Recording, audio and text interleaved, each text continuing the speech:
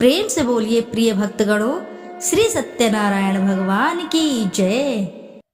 नमस्कार प्रिय भक्तगणों, मैं कविता आपके अपने चैनल ज्ञान अर्थ में हार्दिक स्वागत करती हूँ। श्रोताओं, आज अगहन मास की पूर्णिमा है। आज के दिन भगवान श्री हरि के दूसरे स्वरूप श्री सत्यनारायण भगवान की पूजा एवं व्रत कथा सुनने का विधान है। आज के दिन जो भी साधक सच्ची श्रद्धा के साथ व्रत एवं श्री सत्यनारायण का पाठ, श्रवण या रसपान करता है तो उसके सभी मनोरथ शीघ्र ही पूर्ण होते हैं। आइए ध्यान लगाकर रसपान करते हैं श्री सत्यनारायण भगवान की पौराणिक एवं पावन पवित्र व्रत कथा। पंचांग के अनुसार हर महीने पूर्णिमा होती है, लेकिन माघ पूर्णिमा का अपना कुछ खास ही महत्व है, जो इस साल 2024 में 15 जनवरी को पड़ रही है। इस पूर्णिमा के दिन व्रत गंगा स्नान और सत्यनारायण जी की कथा का पाठ करते हैं। कहते हैं जो व्यक्ति सच्चे मन से पूर्णिमा का व्रत रखता है और श्री हरि विष्णु की विधि विधान से पूजा करता है, उसकी सारी मनोकामनाएं पूर्ण होती हैं। अगर आपने पूर्णमासी का व्रत रखा है तो श्री सत्यनारायण भगवान की इस पावन पवित्र व्रत कथा का अवश्य ही रसपान करें। इस कथा के श्रवण किए बिना व्रत अधूरा माना जाता है, इसलिए सच्ची श्रद्धा से आपको श्री सत्यनारायण का पाठ अवश्य ही श्रवण करना चाहिए। तो आइए श्रोताओं, ध्यान लगाकर रसपान करते हैं श्री सत्यनारायण जी की पावन पवित्र व्रत कथा। एक बार की बात है, नैमिषारण्य 88,000 ऋषि मुनियों ने सूत जी से पूछा, हे प्रभु, इस कलयुग में वेद विद्या रहित मनुष्य को प्रभु भक्ति किस प्रकार मिलेगी तथा उनका उद्धार कैसे होगा? इसलिए हे मुनि श्रेष्ठ, ऐसा कोई व्रत कहिए जिससे थोड़े समय में पुण्य प्राप्त होवे तथा मनोवांछित फल मिले। ऐसी कथा सुनने की हमारी इच्छा है। सर्वशास्त्र ज्ञाता सूत जी बोले, हे वैष्णव में पूज्य, आप सबने सर्व प्राणियों के हित की बात पूछी है। अब मैं उस सर्वश्रेष्ठ व्रत को आप लोगों से कहूँगा, जिस व्रत को नारद जी ने लक्ष्मी नारायण से पूछा था। एक समय योगी राज नारद जी दूसरों के हित की इच्छा से अनेक लोकों में घूमते हुए मृत्यु लोक में आ पहुँचे। वहाँ बहुत ही योनियों में जन्मे हुए प्राय सभी मनुष्य को अपने कर्मों के द्वारा अनेक दुखों से पीड़ित देखा। सोचा कि किस यत्न के करने से निश्चय ही इनके दुखों का नाश हो सकेगा। नारद ऐसा मन में सोचकर विष्णु लोक को चले गए। वहाँ श्वेत वर्ण और 4 भुजाओं वाले देवों के ईश नारायण को, जिनके हाथों में शंकर चक्र गदा और पद्म थे तथा वर्णमाला पहने हुए थे, देखकर स्तुति करने लगे, हे भगवान, आप अत्यंत शक्ति से संपन्न हैं। मन तथा वाणी भी आपको नहीं पा सकती है। आपका आदि मध्य और अंत नहीं है।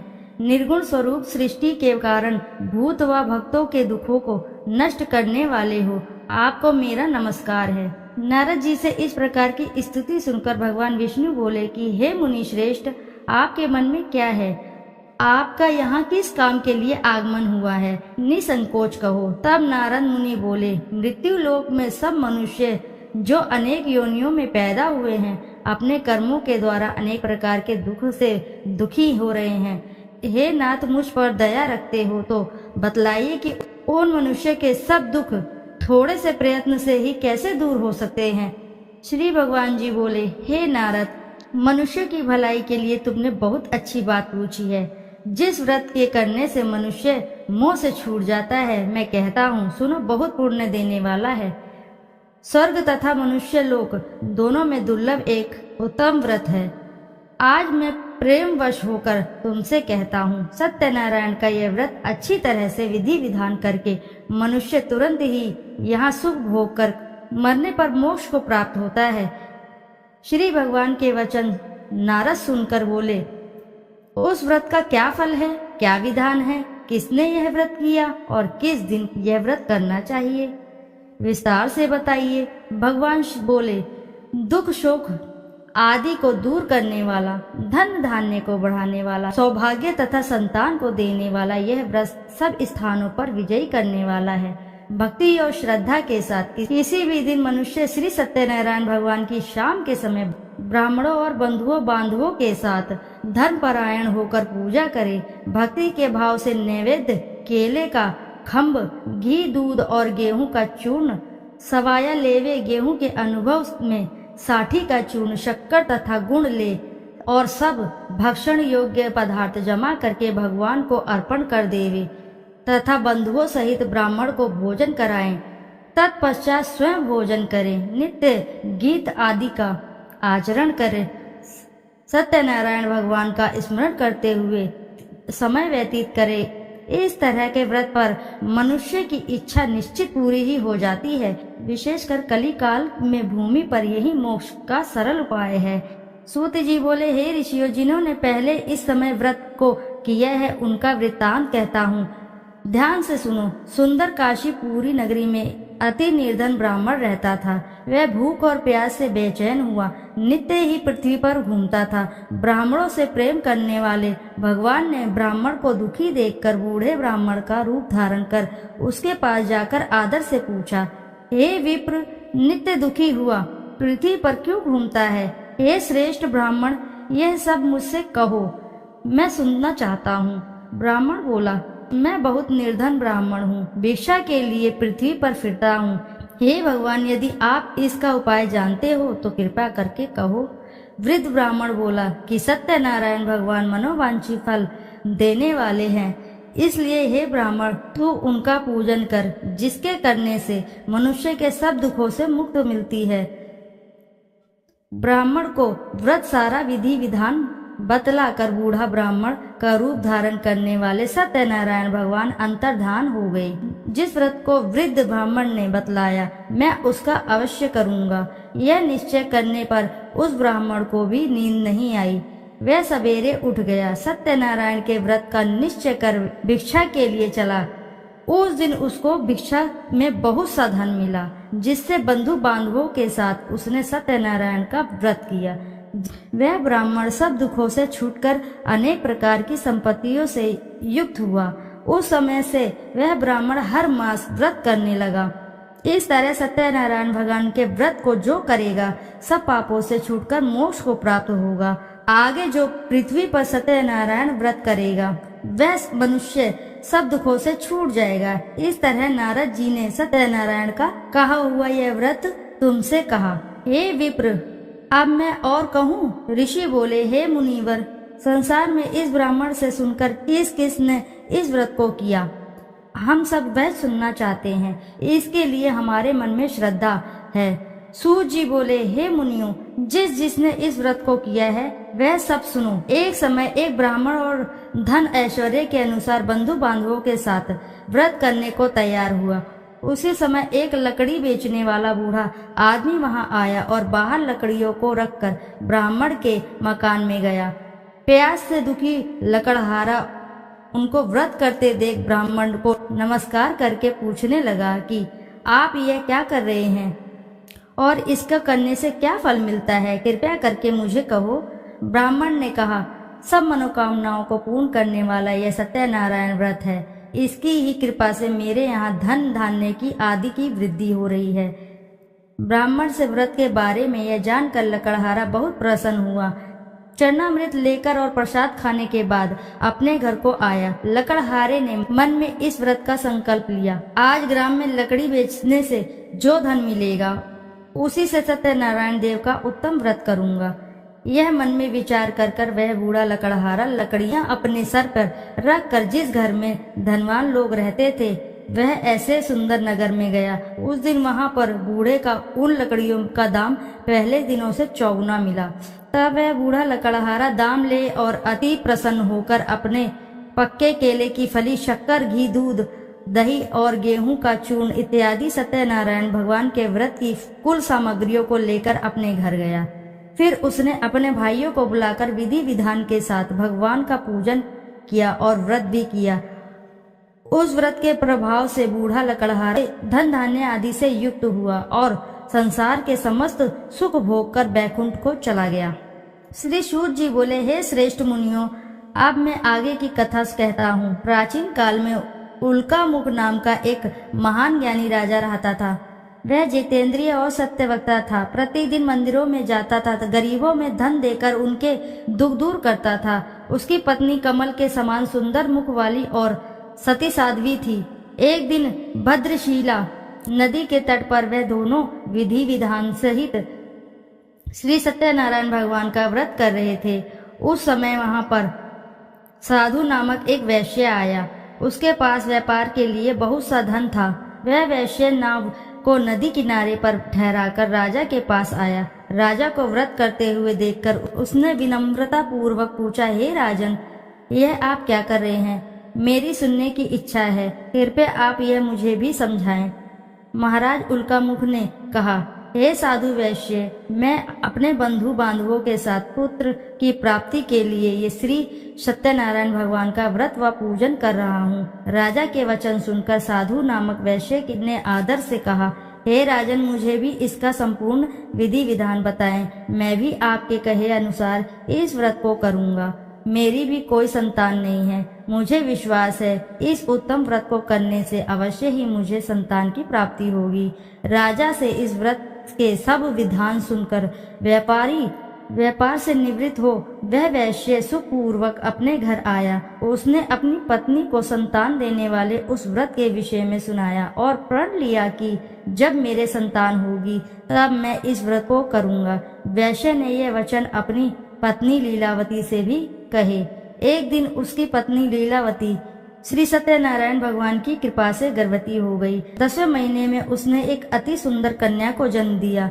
दिनों दिन वह कन्या इस तरह बढ़ने लगी जैसे शुक्ल पक्ष को चंद्रमा बढ़ता है। कन्या के नाम उन्हें कलावती रखा। तब लीलावती ने मीठे शब्दों में अपने पति को याद दिलाया कि आपने जो भगवान का व्रत करने का संकल्प लिया था, अब आप उसे पूरा कीजिए। साधु वैश्य ने कहा, हे प्रिय, मैं कलावती के विवाह पर इस व्रत को करूंगा। इस प्रकार अपनी पत्नी को आश्वासन दे वह व्यापार करने विदेश चला गया। कलावती पितृगृह में वृद्धि को प्राप्त हो गई। लौटने पर साधु ने जब नगर में सखियों के साथ अपने वयस्क पुत्री को खेलते हुए देखा तो उसे उसके विवाह की चिंता हुई। तब उसने एक दूत को बुलाकर कहा कि उसकी पुत्री के लिए कोई सुयोग्य वर देखना चाहिए। दूत साधु नामक वैश्य की आज्ञा पाकर कंचन नगर पहुंचा और देखभाल कर वैश्य की कन्या के लिए एक सुयोग्य वाणिक पुत्र ले आया। उस सुयोग्य लड़के के साथ साधु नामक वैश्य ने अपने बंधु बांधवों सहित प्रसन्नचित्त होकर अपनी पुत्री का विवाह कर दिया। दुर्भाग्य से वह विवाह के समय भी सत्यनारायण भगवान की व्रत करना भूल गया। इस पर श्री सत्यनारायण भगवान अत्यंत क्रोधित हो गए। उन्होंने वैश्य को श्राप दिया कि तुम्हें दारुण दुख प्राप्त होगा। और फिर अपने कार्य में कुशल वह वैश्य अपने दामाद सहित नाव का बेड़ा लेकर व्यापार करने के लिए सागर के समीप स्थित रत्नसारपुर नगर में गया। रत्नसारपुर पर चंद्रकेतु नामक राजा राज करता था। दोनों ससुर जमाई चंद्रकेतु राजा के उस नगर में व्यापार करने लगे। एक दिन भगवान सत्यनारायण की माया से प्रेरित एक चोर राजा चंद्रकेतु का धन चुराकर भाग रहा था। राजा के दूतों को अपने पीछे तेजी से आते देखकर चोर ने घबराकर राजा के धन को वैश्य की नाव में चुपचाप रख दिया था जहां वे ससुर जमाई ठहरे थे और भाग गया। जब दूतों ने उस वैश्य के पास जाकर राजा के धन को रखा देखा तो उन्होंने उन ससुर दामाद को ही चोर समझा। वे उन ससुर दामाद को दोनों को ही बांधकर ले गए और राजा के समीप जाकर बोले, आपका धन चुराने वाले ये दो चोर हम पकड़कर लाए हैं, देखकर आज्ञा दे। तब राजा ने बिना उस वैश्य की बात सुने ही उन्हें कारागार में डालने की आज्ञा दे दी। इस प्रकार राजा की आज्ञा से उनका कारावास में डाल दिया गया तथा उनका सारा धन भी छीन लिया गया। सत्यनारायण भगवान के श्राप के कारण उस वैश्य की पत्नी लीलावती व पुत्री कलावती भी घर पर बहुत दुखी हुई। उनका सारा धन चोर चुरा कर ले गए। मानसिक व शारीरिक पीड़ा तथा भूख प्यास से अति दुखी हो भोजन की आस में कलावती एक ब्राह्मण के घर गई। उसने ब्राह्मण को श्री सत्यनारायण भगवान का व्रत विधि पूर्वक करते देखा। उसने कथा सुनी तथा श्रद्धा पूर्वक प्रसाद ग्रहण कर रात को घर आई। माता ने कलावती से पूछा, हे पुत्री, तू अब तक कहाँ रही? मैं तेरे लिए बहुत चिंतित थी। माता के शब्द सुन कलावती बोली, हे माता, मैंने एक ब्राह्मण के घर श्री सत्यनारायण भगवान का व्रत होते देखा और मेरी भी उस उत्तम व्रत को करने की इच्छा है। माता ने कन्या के वचन सुनकर सत्यनारायण भगवान के पूजन की तैयारी की। उसने बंधुओं सहित श्री सत्यनारायण भगवान का पूजन कर वह व्रत किया कि वर मांगा कि मेरे पति और दामाद शीघ्र ही घर लौट आएं। साथ ही विनती की, हे प्रभु, अगर हमसे कोई भूल हुई हो तो आप हम सबका अपराध क्षमा करो। श्री सत्यनारायण भगवान इस व्रत से प्रसन्न हो गए। उन्होंने राजा चंद्रकेतु को स्वप्न में दर्शन देकर कहा, हे राजन, जिन दोनों वैश्यों को तुमने बंदी बनाकर रखा है वे निर्दोष हैं। उन्हें प्रातः ही छोड़ दो।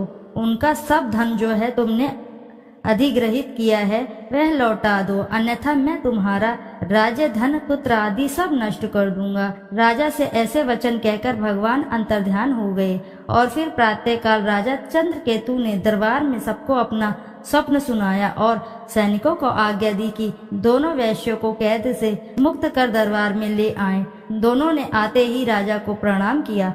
राजा ने कोमल वचनों से कहा, हे महानुभावों, तुम्हें अज्ञानतावश ऐसा कठिन दुख प्राप्त हुआ है। अब तुम्हें कोई भी भय नहीं है, तुम मुक्त हो। इसके बाद राजा ने उनको नए नए वस्त्राभूषण पहनाए तथा उनका जितना धन लिया था उससे दुगना लौटाकर उन्हें आदर से विदा किया। दोनों वैश्य अपने घर को चल दिए। श्री सूत जी ने कहा, वैश्य ने यात्रा आरंभ की और अपने घर को चला। उनके थोड़ी दूर आगे बढ़ने पर दंडी वेशधारी श्री सत्यनारायण भगवान ने उसकी परीक्षा लेने हेतु उससे पूछा, हे वैश्य, तेरी नाव में क्या है?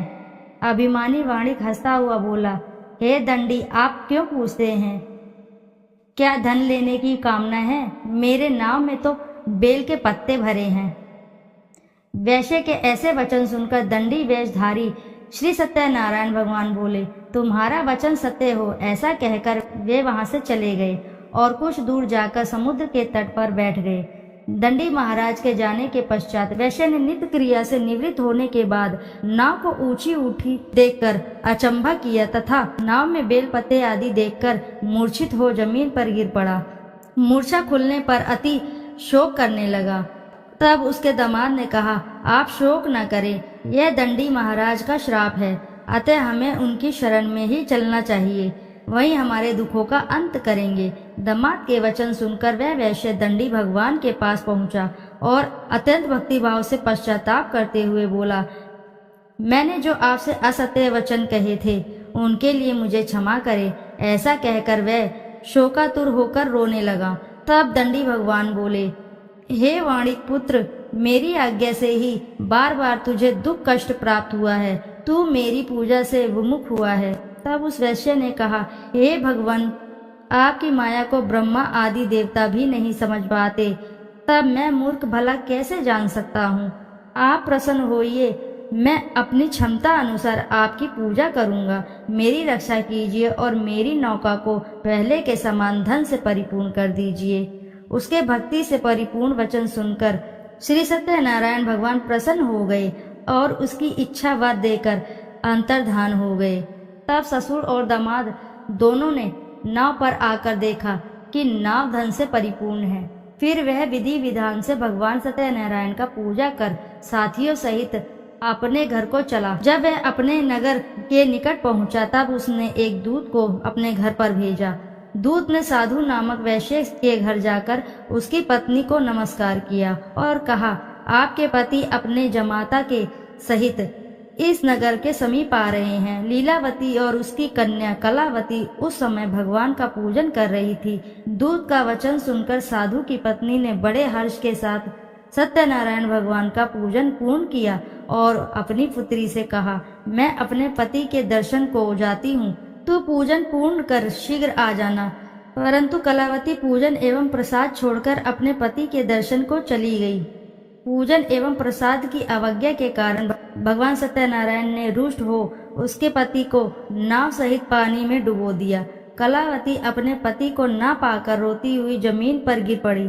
नौका को डूबा हुआ तथा कन्या को रोती हुई देख साधु नामक वैश्य द्रवित होकर बोला, हे प्रभु, मुझसे या मेरे परिवार से अज्ञानतावश जो भी अपराध हुए हैं उसे क्षमा करें।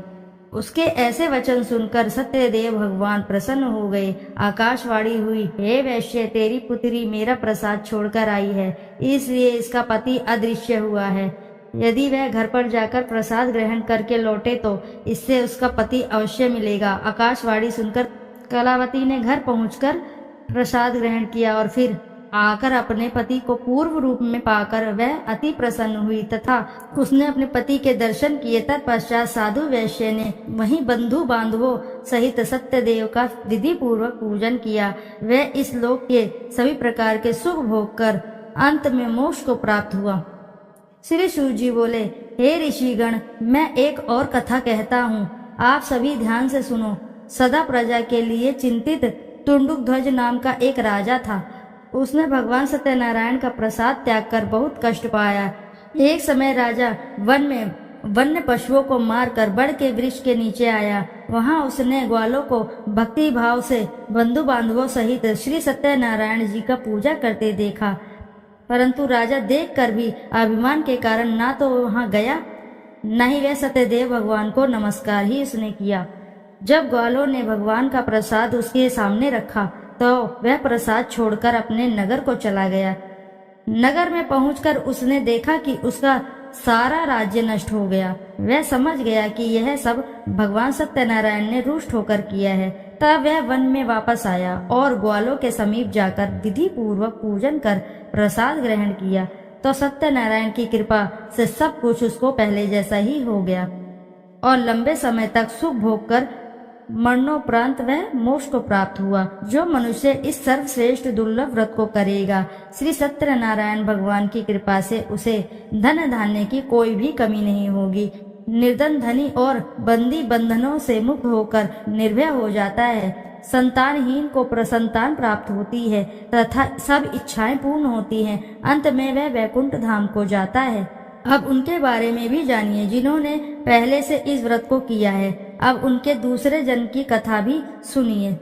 शतानंद नामक वृद्ध ब्राह्मण ने सुदामा के रूप में जन्म लेकर श्री कृष्ण की भक्ति एवं सेवा कर वैकुंठ प्राप्त किया। उल्कामुख नामक राजा दशरथ बने और श्री रंगनाथ का पूजन कर मोक्ष को प्राप्त हुए। साधु नाम के वैश्य ने धर्मात्मा व सत्य प्रतिज्ञ राजा मोरध्वज बनकर अपने पुत्र को आरे से चीर कर वैकुंठ धाम प्राप्त किया। महाराज टुंडुकध्वज स्वयंभू मनु बने।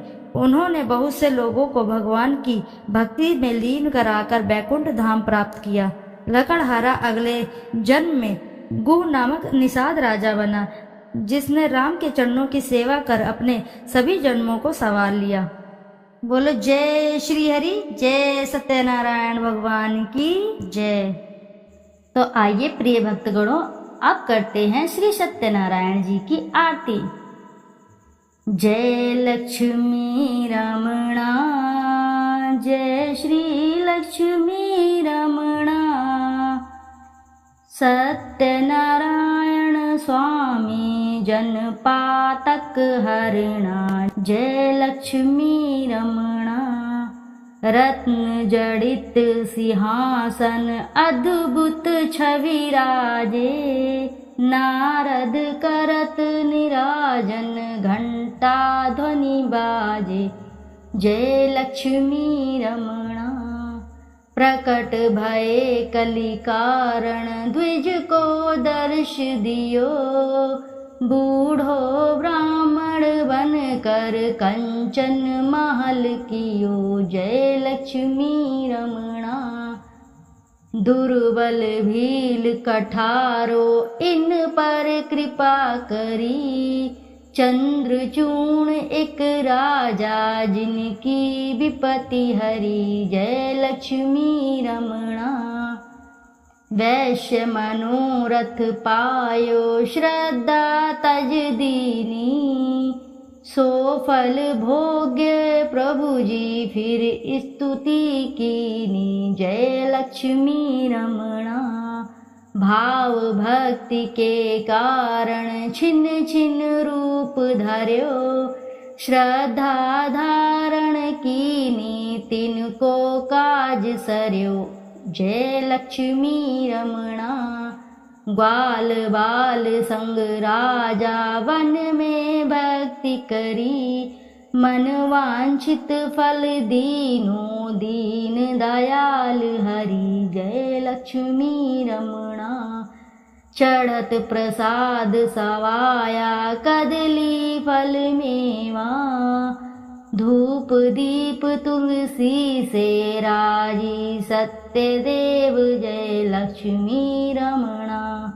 श्री सत्यनारायण जी की आरती जो कोई नर गावे, कहत शिवानंद स्वामी मन वांछित फल पावे। जय लक्ष्मी रमणा।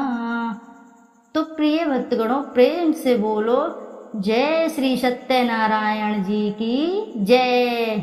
यदि आपको कथा अच्छी लगी है तो वीडियो ज़रूर लाइक करें, साथ ही चैनल को सब्सक्राइब करें। एक बार अपनी सच्ची श्रद्धा से कमेंट बॉक्स में ज़रूर लिख दें जय श्री सत्यनारायण जी की जय। फिर मिलते हैं आपसे ऐसी ही किसी कथा कहानी में। जब तक के लिए नमस्कार।